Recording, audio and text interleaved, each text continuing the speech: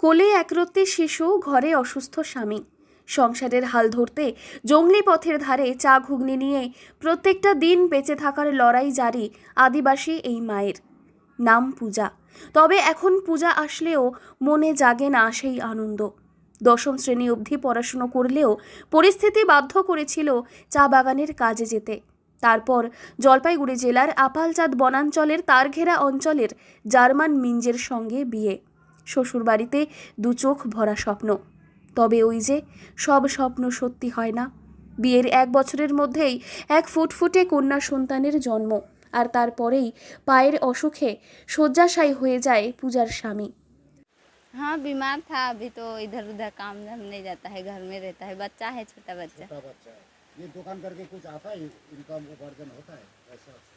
थोड़ा होता है वैसे थोड़ा थोड़ा घर में भी चलाने के लिए, देने के लिए। थोड़ा सुविधा होता है। यहाँ खाने के लिए कौन कौन आता है? जो जंगल रास्ता चलता है वो लोग? चलने वाला भी आता है, यहाँ का फॉरेस्ट का भी आता है।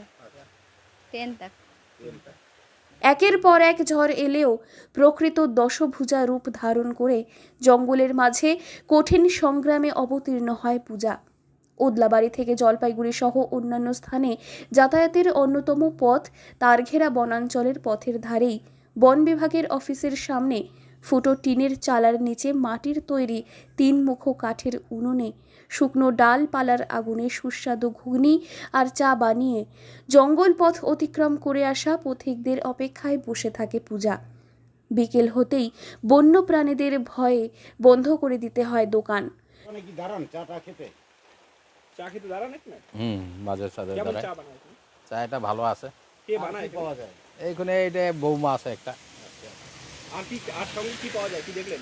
ঘুগনি পাওয়া যায় আর বিস্কুট টিস্কুট পাওয়া যায়।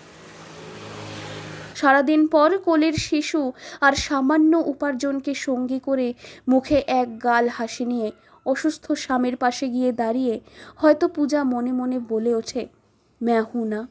এইভাবেই চলে প্রত্যেক দিনকার কঠিন লড়াই।